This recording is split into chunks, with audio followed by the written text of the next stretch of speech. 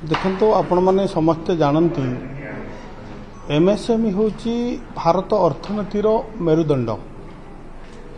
MSME को आगू नेबाई आम प्रिय प्रधानमंत्री प्रिय मुख्यमंत्री प्रयास रही जे एमएसएमई बढ़िले ग्रामांचल रोजगार बढ़िबो, ग्रामांचल अधिक युवक युवती माने किपरि भाव में एमएसएमई क्षेत्र में नियुक्ति हेबे, नुआ एंटरप्रेन्योर बनिबे, सेही दिगरे आम सरकार बर्तमान डबल इंजिन सरकार, केंद्र सरकार, राज्य सरकार काम करुचंती।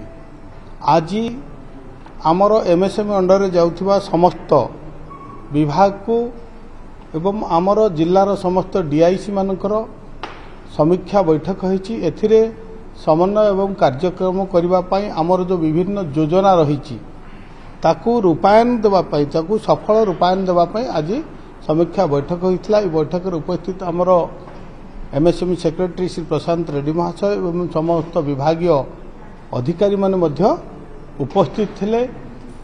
आमर विशेषकर यदि देखिबा भारत सरकार विभिन्न जो लोकामुखी कार्यक्रम रहीची, पीएमईजीपी एवं पीएम एफएमई एवं पीएम विश्वकर्मा एवं सीएमसी एवं मल्टी प्रोडक्ट पार्क एवं अनेक ई कथा को योजना को आज आलोचना करा जायछि।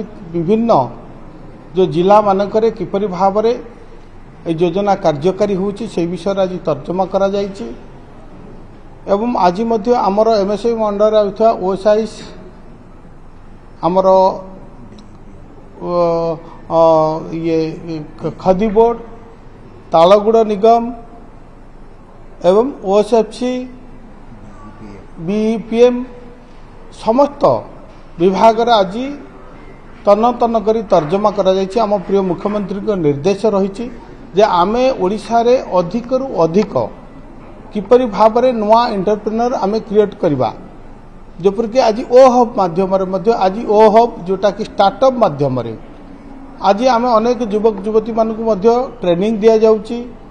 स्टार्टअप रे आमे ताकू सपोर्ट मध्य करूचे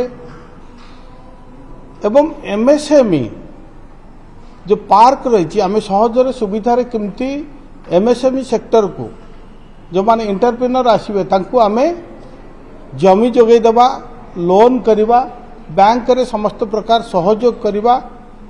आज निश्चित भाव में देखिए डबल इंजिन सरकार रे युवक युवती माने केवल जोटा आगुरी सहर रे केवल एठी खोर्धा भुवनेश्वर सीमित थिला, आज आम देखुथिले जे सबु जिल्ला रे वर्तमान आम पाखापाखि 14टी जिल्ला रे एमएसएमई पार्कर कार्यक्रम आरंभ होईची एवं 30टी जाके जिल्ला रे एमएसएमई पार्क करिवार मध्य लक्ष्य रहीची। एवं एमएसएमई रे हम अधिक केमती रप्तानी करवा एवं जो रही बड़ बड़ स्लीपर रही से अनुसार डाउन स्ट्रीम रे आंसिलर रे आमे काम करवा।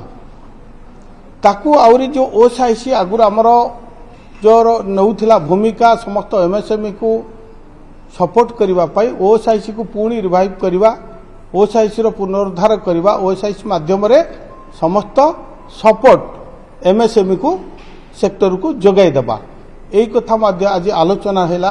विशेषकर आज पीएम विश्वकर्मा जोटा कि आमर प्रिय प्रधानमंत्री एक जुगान्तकारी योजना, ग्रामांचल जो कौलिक वृत्ति, गुरु शिष्यर जो परंपरा ताकू पुनर्जीवित करवा, पुनरुद्धार करवा, ताकू बंचाई रखिबा पाई जो 18टी जाति को वर्तमान आमर पीएम विश्वकर्मा अंतर्भुक्त करा जायछि। जे देखिबा ओडिशा रे आम सरकार आसीबा पूर्वरु मात्र 2000 लोक पंजीकृत होइथिले एवं आज आम सरकार आसिला परे पाखापाखि 1,06,000 लोक पंजीकृत होई तांको पाखापाखि 80,000 लोकों को आमे ट्रेनिंग देई सालुनु एवं समस्त प्रकार पाखापाखि सबु लोक को विभिन्न जो यंत्रपाति आम रही ताकू मध्य सहयोग करि सालुनु। बैंकर्स माने मध्य तांको जो आमर रही 1 लाख टंका पर्यंत मात्र 5% सुधरे देवा पाई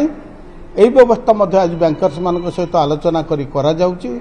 आर मूल लक्ष्य रही आमर ग्रामांचलर जीवन जीविका जमती बंची रहिबो, कौलिक वृत्ति बंची रहिबो एवं गुरु शिष्यर परंपरा बंची रहिबो, ताकू पुनरुद्धार करने ओडिया अस्मिता बंची रहिबो। सेही दिगरे मध्य आज आम सरकार काम करुचंती। आम प्रिय मुख्यमंत्री जो लक्ष्य रही विकसित ओडिशा, प्रिय प्रधानमंत्री को लक्ष्य विकसित भारत। जदि आज देखा इंडस्ट्री सेक्टर में किपरि भाव में आपण ओडिशा जेहेतु गोटे संभावनार राज्य, ये समस्त प्रकार भित्तिभूमि ये मिनराल रही, ये विभिन्न बेलाभूमि रही, खनिज द्रव्य रही, जोटा कि ओडिशार अपार संभावना रही, सुजोग रही।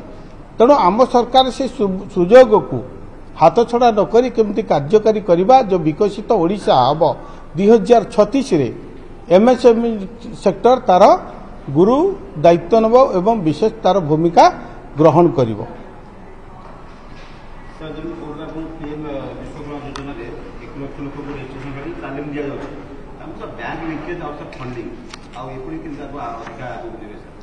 नहीं आमे आज कथा आमर जो जिला लेवल रे बैंकर्स मानकर तांको मीटिंग करा जाउची, राज्य लेवल रे मध्ये मीटिंग करा जाउची, जोठी पेंडिंग रहुची, जो केवल विश्व पीएम विश्वकर्मा नुह प्रत्येक योजना जोटा एमएसएमई अंडर रहुची बैंकर्स माने केमती तांको लोन देबे सेही भलिया व्यवस्था मध्ये करा जाउची, आलोचना करा जाउची। तांकर समस्त जो डॉक्यूमेंटरी वेरिफिकेशन परे एलिजिबल जो मान रहुचंती समान को देवार तुरंत व्यवस्था मध्ये करा जाउची।